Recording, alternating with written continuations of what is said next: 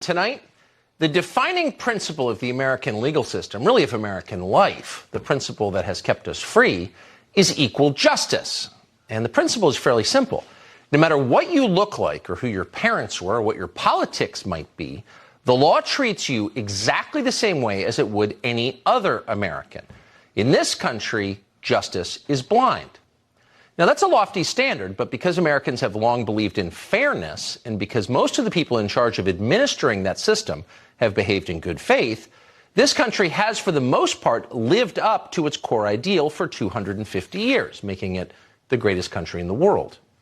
But the populist surge of 2016 changed everything. Permanent Washington suddenly felt more threatened by its own voters, by American voters, than by any foreign adversary.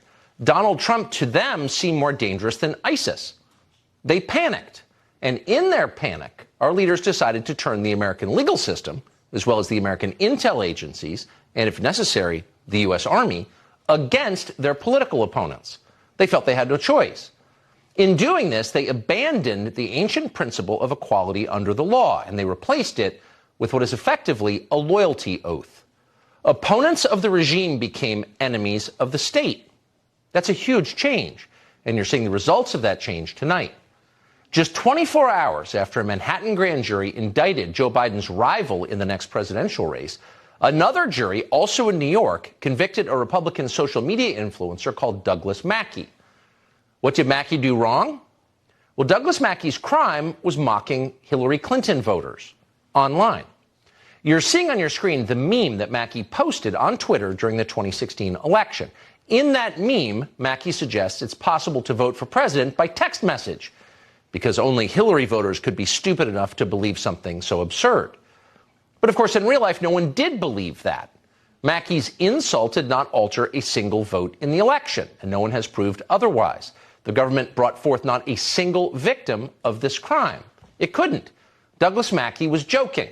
Nobody believed he was a federal election official. And in fact, his social media profile pictured a Donald Trump hat. It was unmistakable. This was mockery.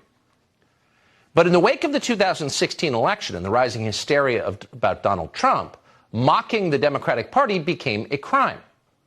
So as a result, tonight, Douglas Mackey faces 10 years in prison.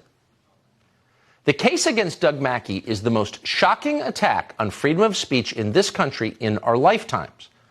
It's also a useful lesson in who will be allowed to speak going forward.